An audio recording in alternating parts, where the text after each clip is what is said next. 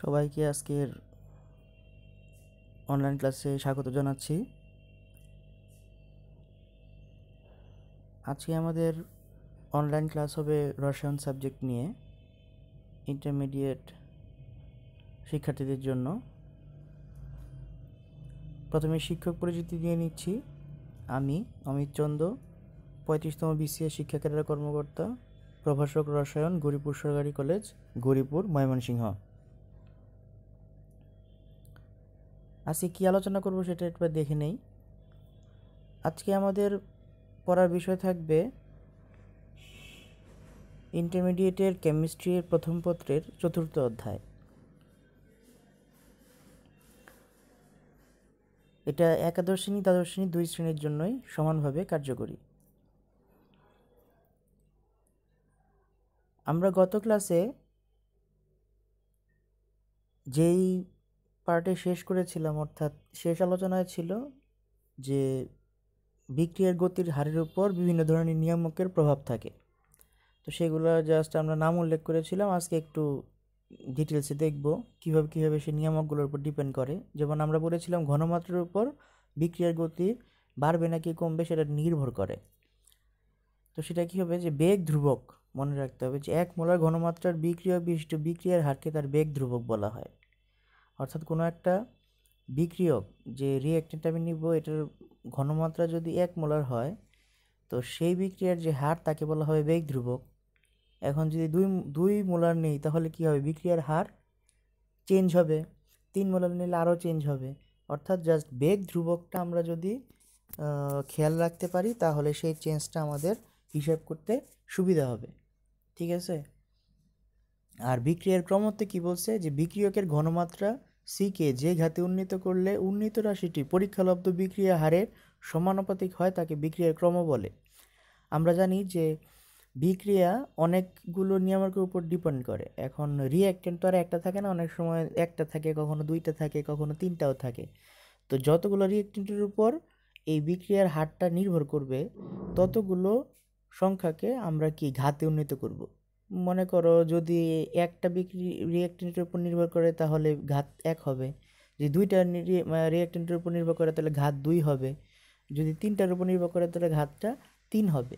আর 1 ঘাত হলে আমরা বলবো প্রথম ক্রম বিক্রিয়া, 2 ঘাত হলে দ্বিতীয় ক্রম বিক্রিয়া, 3 ঘাত হলে তৃতীয় ক্রম বিক্রিয়া। ঠিক আছে। তো এটার মানে রাসায়নিক প্রকাশটা কেমন, -dC/dt। আমরা এর আগের দিনের ক্লাসে পড়ে আসছিলাম বিক্রিয়ার হারকে প্রকাশ করা হয় -dC/dt দ্বারা। আর এটা নির্ভর করবে কিসের উপরে, C⁴n। সি মানে হলো ঘনমাত্রা, আর n হলো যে ঘাত মানে পাওয়ার।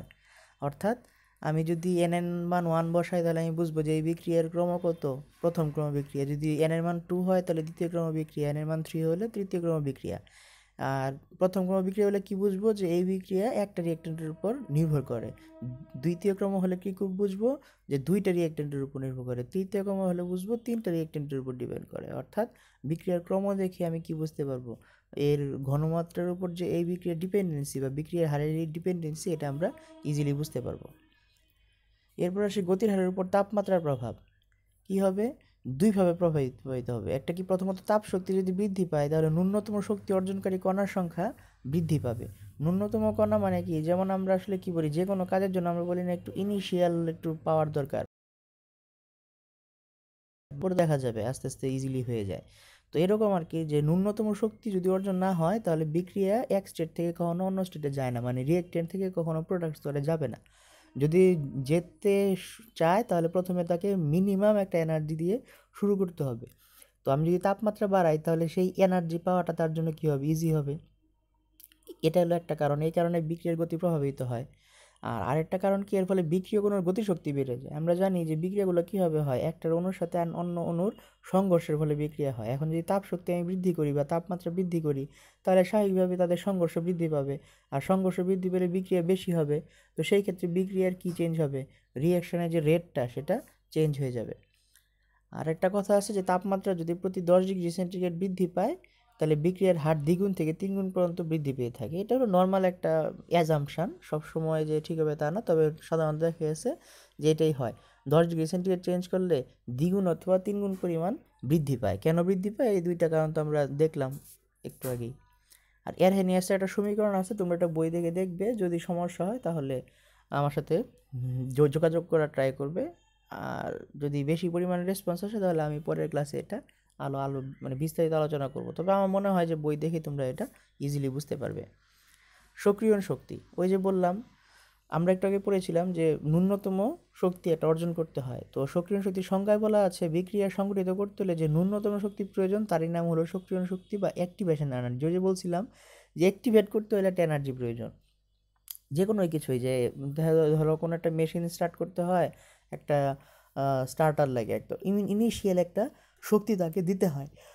বা যে কোনো কিছুই, যে কোনো আমরা যে নর্মাল কাজ করি, কাজ করার সময় কি সবাই বলে না যে আগে কাজটা শুরু করো, হ্যাঁ, উদ্যোগ নিয়ে শুরু করো, তারপর দেখা যাবে। তো এরকম একটা ব্যাপারটা বিক্রিয়ার জন্য, যে বিক্রিয়া যদি রিঅ্যাক্টের থেকে প্রোডাক্ট স্তরে যেতে চায়, মানে এক স্তর থেকে অন্য স্তরে যেতে চায়, তাকে মিনিমাম একটা শক্তি আগে অর্জন করতে হয়, তারপরে আস্তে আস্তে দেখা যায় যে সে নিজে নিজেই তার মানে আদার্স নিয়ামকের সাহায্যে সে কী করতে পারে, চেঞ্জ করতে পারে। কিন্তু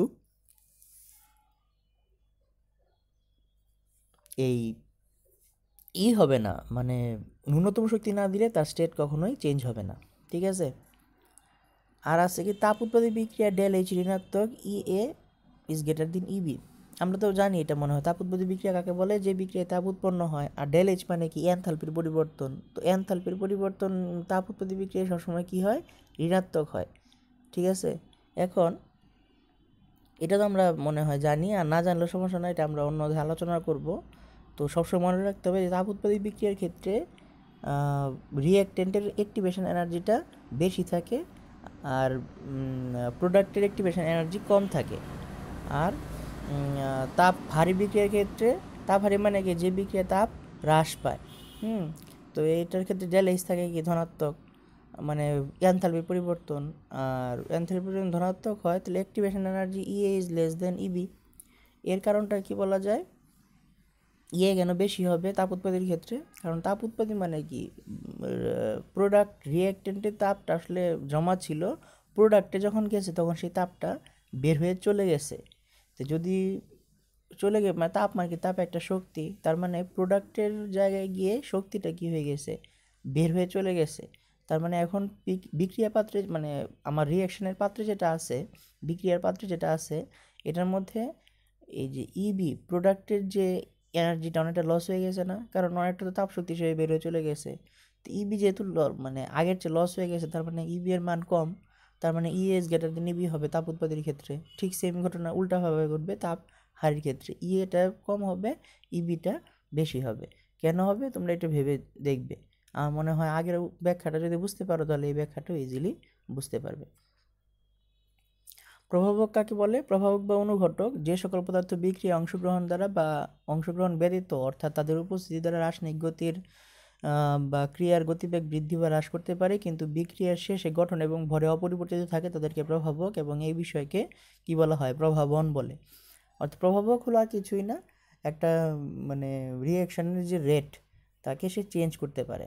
অর্থাৎ রিঅ্যাকশন যদি 5 মিনিটে হয়, সে চাইলে সেটা 3 মিনিটে বানাতে পারে, আবার কোনো প্রভাবক সেটা 7 মিনিটে বানাতে পারে। এই যে বিক্রিয়ার হারটা চেঞ্জ হলো, কিন্তু বিক্রিয়ার কোনো চেঞ্জ হবে না। অর্থাৎ ধরো আমি ভাত রান্না বসাইছি, তাহলে মানে ভাতটা 10 মিনিটও হইতে পারে, 12 মিনিটও হইতে পারে, আবার 8 মিনিটও হইতে পারে। এটা ডিপেন্ড করবে আমি কী পরিমাণ হিট তাকে দিচ্ছি, বা বা কী ধরনের চুলা আমি ইউজ করতেছি এটার উপরে। কিন্তু যেই চুলা ইউজ করি না কেন আর যেই হিটই দিই না কেন, এটা এই ভাত বসাইলে তো আর ডাল হবে না, ভাতই হবে। একটু সময়টা চেঞ্জ হবে, হয়তো কোনো চুলায় আগে হবে, কোনো হিটে আগে হবে, আর কোনো হিটে সেটা বা কোনো চুলাতে সেটা পরে হবে, কিন্তু ভাতই হবে। তো সেই ক্ষেত্রে এটাই বলতেছে যে তাদের মানে শুধুমাত্র গতিবেগ বৃদ্ধি বা হ্রাস করতে পারে, বিক্রিয়া শেষে গঠন এবং ভরে অপরিবর্তিত থাকবে, তাকেই বলা হবে প্রভাবক, আর এই ঘটনাটাকে বলা হবে প্রভাবন। উদাহরণ হিসেবে বলা যায় আয়রন আছে, আয়রন যেমন ইয়ের বিক্রিয়া সালফিউ SO3 এ SO2 এর সাথে যখন অক্সিজেন সংযোগে SO3 বানানো হয়, তখন এটা রাসায়নিক সাম্যাবস্থায় উন্নীত হয়। তো সেই ক্ষেত্রে যদি আমি প্রভাবক হিসেবে আয়রন ইউজ করি, তাহলে এই বিক্রিয়াটা অনেক বেশি দ্রুততা লাভ করে, ঠিক আছে। আচ্ছা, এটা আমরা আরও পরবর্তীতে পড়ব। এখন আসি প্রভাবকের বৈশিষ্ট্য কি। ওই যে আগেই বললাম, ভর এবং গঠন কি থাকতে হবে, অপরিবর্তিত থাকতে হবে। অর্থাৎ যেটা আমি রিঅ্যাক্টেন্ট ইউজ করব, প্রোডাক্টে এটার মধ্যে কোনো ভর এবং গঠনে কোনো কী হবে না, চেঞ্জ হবে না, শুধুমাত্র বিক্রিয়াটা সম্পন্ন হবে। প্রভাবকের কোনো প্রকার ওই ভিতরে কোনো ভূমিকা থাকবে না, তার ভূমিকা শুধুমাত্রই বিক্রিয়ার হারে, মানে বিক্রিয়ার স্পিডটা সে হ্রাস বৃদ্ধি করতে পারবে সামান্য পরিমাণ মানে কি, প্রভাবক ইউজ করতে হবে খুব অল্প পরিমাণ দিলেই সে কী করতে পারবে, বিক্রিয়ার হারটা চেঞ্জ করতে পারবে। তারপরে আছে বিক্রিয়া আরম্ভ করবে না, প্রভাবক কখনো বিক্রিয়া আরম্ভ করতে পারবে না। বিক্রিয়া আরম্ভ করতে হলে কী লাগবে, অ্যাক্টিভেশন এনার্জি, যে একটু আগে পরে আসলাম, সক্রিয়ণ শক্তি বা অ্যাক্টিভেশন এনার্জি বা ন্যূনতম শক্তি, সেটা লাগবে। প্রভাবক সেটা দিতে পারবে না। বিক্রিয়া শুরু হওয়ার পর যদি প্রভাবক দাও, দেন সে বিক্রিয়াটা চালায় নিতে পারবে। আর কি আছে, সাম্যাবস্থার অবস্থান পরিবর্তন করতে পারে না, শুধু অর্জন দ্রুততর করতে পারে। এটা আসলে আমরা এখন বুঝবো না, কারণ রাসায়নিক সাম্যাবস্থা আলোচনাটা আমরা করি নাই। সেটা যখন করব তখন তোমরা বুঝতে পারবা যে সাম্যাবস্থার অবস্থানটা কি। অবশ্য এমনিতেও বুঝতে পারার কথা, আগেও পড়ে আসছো যে সাম্যাবস্থার অবস্থান মানে হলো, আমরা জানি সম্মুখমুখী বেগ আর পশ্চাৎমুখী বেগে যদি গ্রাফ আঁকি, ওই গ্রাফটা এক জায়গায় এসে মিলে যায়। তো এই যে মিলে যাওয়ার যে সময়টা, এটা কি কখনোই সময়টা চেঞ্জ হবে, কিন্তু এই যে মিলে যাওয়ার যে রেশিওটা, কোন পয়েন্টে এসে মিলবে, রেশিওটা কখনো চেঞ্জ হবে না। অর্থাৎ প্রভাবক কী করতে পারে, ওই যে জায়গায় এসে মিলে যায় বা পয়েন্টটা টাচ করে, সেই টাচ পয়েন্টটা সময়টা সে চেঞ্জ করতে পারে, বাট তার টাচ পয়েন্টের রেশিও সে চেঞ্জ করতে পারে না। আর কি আছে, সুনির্দিষ্ট বলতে একই প্রভাবক তুমি সব জায়গায় ইউজ করতে পারবে না, এক একটা রিঅ্যাকশনের জন্য এক একটা আলাদা আলাদা প্রভাবক আছে। এই যে একটু আগে বললাম, সালফিউরিক ডাইঅক্সাইডের সাথে অক্সিজেনের বিক্রিয়া সালফিউরিক ট্রাইঅক্সাইড হয়। এই বিক্রিয়ায় সালফার ডাইঅক্সাইডের সাথে অক্সিজেনের বিক্রিয়া সালফার ট্রাইঅক্সাইড, এই বিক্রিয়া যে আয়রন প্রভাবক হিসেবে ইউজ হয়। এখন এমন না যে সকল জায়গায় খালি আয়রন প্রভাবক ইউজ হবে, কোনোটার মধ্যে ভ্যানাডিয়াম পেন্টাঅক্সাইড, কোনোটার মধ্যে আর্সেনিক ট্রাইঅক্সাইড, কোনোটা মানে আদার সাথে বিভিন্ন বিক্রিয়ার জন্য বিভিন্ন রকম প্রভাবক ইউজ হবে, অর্থাৎ সুনির্দিষ্ট থাকবে সেটা। আর প্রভাবকের প্রকারভেদের মধ্যে আছে 4টা প্রকার: ধনাত্মক প্রভাবক, ঋণাত্মক প্রভাবক, স্বপ্রভাবক আর আবিষ্ট প্রভাবক। নাম শুনলে মোটামুটি বোঝা যাবে। ধনাত্মক প্রভাবক মানে কি, যে প্রভাবক বিক্রিয়ার গতির হার বৃদ্ধি করবে। ঋণাত্মক প্রভাবক মানে কি, যেই প্রভাবক বিক্রিয়ার গতির হার হ্রাস করবে। আর স্বপ্রভাবক মানে কি, মানে রিঅ্যাক্ট্যান্ট নিজেই প্রভাবক, যেটা দিয়ে আমি বিক্রিয়া করাচ্ছি সে নিজেই আসলে একজন প্রভাবক। তো এই জন্য বলা হচ্ছে স্বপ্রভাবক। মানে ধরো আছে না যে নিজে নিজেই শিখে ফেলছে, আমরা অনেকে বলি না সে তো নিজে নিজেই শিখে ফেলছে এটা। তো তাকে আমরা কি বলি, যে সে সেলফ মেড। হ্যাঁ, সে সে এমনিতে যেহেতু শিখে গেছে কারো সাহায্য ছাড়াই। তো প্রভাবকের যদি কোনো রিঅ্যাক্টেন্ট সে নিজেই প্রভাবক হিসেবে কাজ করে, তখন তাকে আমরা কি বলবো, সেলফ প্রভাবক বা স্বপ্রভাবক। আর একটা আবিষ্ট প্রভাবক। আরেকটা হলো যে আমি বলি না অনেক সময় যে কোনো একটা কাউকে কাজ করার সময় একটু মোটিভেট করতে হয়, মোটিভেট করলে সে অল্প মোটিভেট হলেই তারপরে সে কী করতে পারে, ওই কাজটা ইজিলি করতে পারে। তো কোনো রিঅ্যাক্টেন্ট আছে প্রথমে সে প্রভাবক থাকে না, কিন্তু যখন বিক্রিয়া করা শুরু করে তখন যে প্রোডাক্টটা উৎপন্ন হয়, সেই প্রোডাক্টের মধ্যে কী থাকে, একটা প্রভাবক উৎপন্ন হয়ে যায়। ওই প্রোডাক্টটার সংস্পর্শে এসে পুরো বিক্রিয়া তখন কী হয়ে যায়, পুরো বিক্রিয়া তখন মানে আবিষ্ট হয়ে প্রভাবকের মতো কাজ করতে থাকে ওই প্রোডাক্টটা। যদি এমন হয় তখন তাকে বলা হবে আবিষ্ট প্রভাবক। ঠিক আছে। প্রভাবকের শ্রেণীবিভাগে আরেকটা আছে সমসত্ব প্রভাবক, অসমসত্ব প্রভাবক। সমসত্ব প্রভাবক মানে হলো রিঅ্যাক্টেন্ট এবং প্রোডাক্টের যে কি বলবো, মানে স্টেট, সলিড অবস্থায় আছে, লিকুইড অবস্থায় আছে নাকি গ্যাসীয় অবস্থায় আছে, এটা তো একটা পদার্থের এক রকম স্টেট থাকে। তো যদি কোনো একটা রিঅ্যাক্ট্যান্ট এবং প্রোডাক্টের স্টেটগুলো সেম থাকে এবং সেই স্টেটের সেম যদি প্রভাবক থাকে, তখন তাকে বলা হবে সমসত্ব প্রভাবক। আর যদি এই স্টেটটা সেম না থাকে তাহলে তাকে বলা হবে অসমসত্ব প্রভাবক। অর্থাৎ রিঅ্যাক্ট্যান্ট যদি মনে করো গ্যাসীয় আছে, প্রোডাক্টগুলোও যেগুলো হলো সেগুলোও গ্যাসিয়াস, আবার প্রভাবক যেটা ইউজ করলাম সেটাও গ্যাসিয়াস, তাহলে সেটা সব সেম। তাহলে সেম থাকলে সমসত্ব প্রভাবক, আর যদি সেম না থাকে তাহলে অসমসত্ব প্রভাবক। প্রভাবক কৌশল কীভাবে কাজ করে, মানে কেন সে তাড়াতাড়ি কাজ করে? প্রভাবের সাথে দুইভাবে কাজ করে। কৌশল দুই ধরনের। সক্রিয় শক্তিটা কমিয়ে আনে। তো সক্রিয় শক্তিটা কীভাবে কমাবো, যে বলছিলাম ন্যূনতম শক্তি দরকার হয় একটা বিক্রিয়া চেঞ্জ হওয়ার জন্য, শুরু হওয়ার জন্য একটা ন্যূনতম শক্তি লাগে। এখন প্রভাবক যেটা করে সেই ন্যূনতম শক্তিটাকে সে একটু কমায় ফেলে।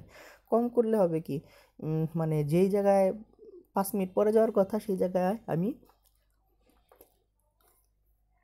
5 মিনিট আগে চলে আসবো, তাই তো।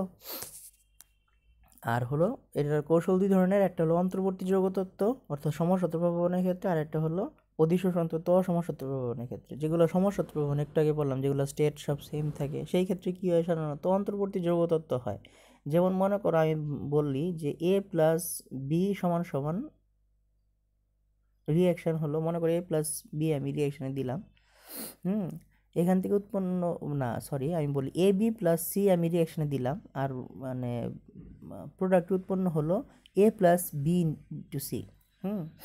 তো সেই ক্ষেত্রে এটা কীভাবে হলো যে এ এর সাথে বি এর একটা কী ছিল, যৌগ ছিল, সি এর সাথে যখন বিক্রিয়া হয়েছে তখন একটা অন্তর্বর্তী যৌগ হয়েছে, অর্থাৎ এ বি এর মধ্যে যে বন্ডটা ছিল সেটা অল্প অল্প ভাঙছে, আর বি আর সি এর মধ্যে কোনো বন্ড ছিল না, সেটা অল্প অল্প করে ঘটছে, অর্থাৎ একটা ইন্টারমিডিয়েট স্টেজে এসে A dot dot B dot dot C হয়ে গেছে। তো একটু পরে সেটা আবার কী হয়ে যাবে, এটা আলাদা হয়ে যাবে, এর বন্ডটা ভেঙে যাবে, আর বি এর আর সি এর বন্ডটা স্ট্রং হয়ে যাবে। তো এই ধরনের যদি অন্তর্বর্তী যৌগ এই যে A dot dot B dot dot C এরকম হয়, তাহলে সেটা হলো সমসত্ব প্রভাবনের ক্ষেত্রে সাধারণত এরকম হয়। এই ক্ষেত্রে প্রভাবন মানে এই কারণেই বিক্রিয়া দ্রুত হয়। আর হলো অধিশোষণ তত্ত্ব, অধিশোষণ তত্ত্ব হলো অসমসত্ব প্রভাবনের ক্ষেত্রে এটা 4টা ধাপে ঘটে। এটা আমি সিম্পল ব্যাখ্যা করে বলি যে হলো, মনে করো কোনো একটা বেডের মধ্যে প্রভাবক আছে, বেড আমার মনে করো একটা বেড বিছানো আছে, এর মধ্যে প্রভাবক রাখা আছে। তো আমি যখন রিয়েক্টেন্টগুলো আনবো, ওই ধরো আগেরটাই এ বি আর সি নিয়ে আসলাম, তাহলে কি হলো, যেটা ভিন্ন ভিন্ন স্টেটে আছে। তো এ বি প্রথমে এই যে বেডের মধ্যে যে প্রভাবক রাখা আছে এটার মধ্যে অ্যাবজর্ব হবে, অর্থাৎ অধিশোষণ হবে, অ্যাবজর্ব হয়ে বসলো, বসার পথে দেখলো এটা অ্যাবজর্ব হয়েছে প্রভাবকের মধ্যে, বিটা হয় নাই, তাহলে কি হবে, এটা নিচে থাকবে প্রভাবকের সাথে লেগে থাকবে, বিটা উপরে থাকবে, এবং এটা প্রভাবকের সাথে লেগে থাকবে না। তো সি যখন সংঘর্ষ, বিক্রিয়া মানে কি সংঘর্ষ অনুপ্রবণের সাথে, সি যখন আসবে সংঘর্ষ করবে কার সাথে, বি এর সাথে। তো বি এর সাথে এমনভাবে সংঘর্ষ করবে যে বি এর সাথে যে এর বন্ড ছিল সেটা ভেঙে যাবে। তো বি এর সাথে সংঘর্ষ করার পর বন্ড ভাঙবে, আর বি আর সি এর মধ্যে একটা বন্ড তৈরি হবে। তো বি আর সি এর মধ্যে যখন বন্ড তৈরি হবে তখন কি হবে যে বি আর সি বিক্রিয়া হয়ে যাবে, বি ইন্টু সি হয়ে যাবে, আর এটা আলাদা হয়ে যাবে।